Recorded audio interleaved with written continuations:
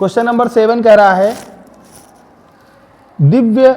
दिव्यकरण deposited a sum of 6250 in the Allahabad bank for 1 year. 1 साल के लिए इलाहाबाद बैंक में दिव्यकरण कितना रुपए जमा करता है? 6250 rupees.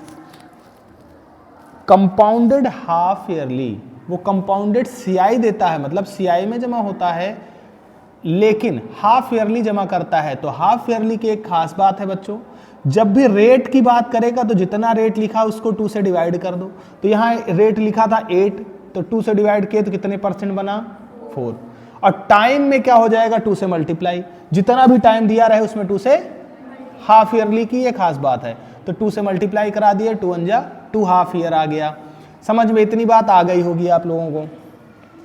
Interest for the first half year, मतलब पहले 6 महीने के लिए जो इंटरेस्ट निकाला है तो P × R × T अपॉन 100।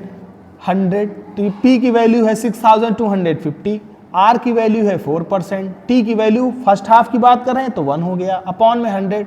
1 0 से 0 कैंसिल हुआ, 5 से कैंसिल किए 125 आया, 5 से कैंसिल किए 2 आया, 2 से कैंसिल करेंगे तो 2 2 जा 4, और 125 का 2 से मल्टीप्लाई कितना आएगा बच्चों? 250 रुपीज। अब अमाउंट क्या हो जाएगा? क्योंकि ये इंटरेस्ट हमें पता चल चुका है कि 6 महीने का इंटरेस्ट 250 रुपए है, हमें पता है कि प्रिंसिपल 6250 है, इसी में उठा के ऐड कर देंगे तो टोटल इंटरेस्ट के साथ में जो अमाउंट आ जाएगा 6500 आ जाएगा। समझ में आया इतनी बात?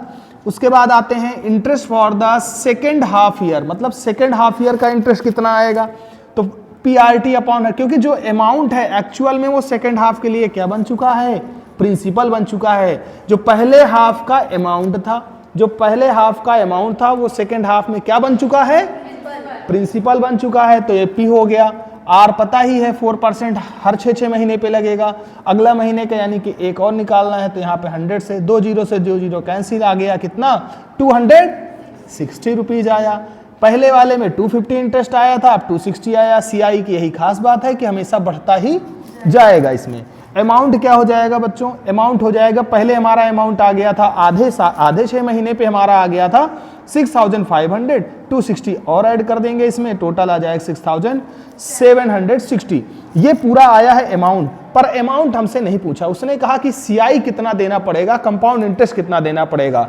Compound interest is equal to होता है A - P, यानी अमाउंट में से प्रिंसिपल को माइनस कर देना है। अमाउंट आया है 6760 और प्रिंसिपल है 6250, इसको दोनों को माइनस करेंगे बच्चों, 510 इसका आंसर आ जाएगा।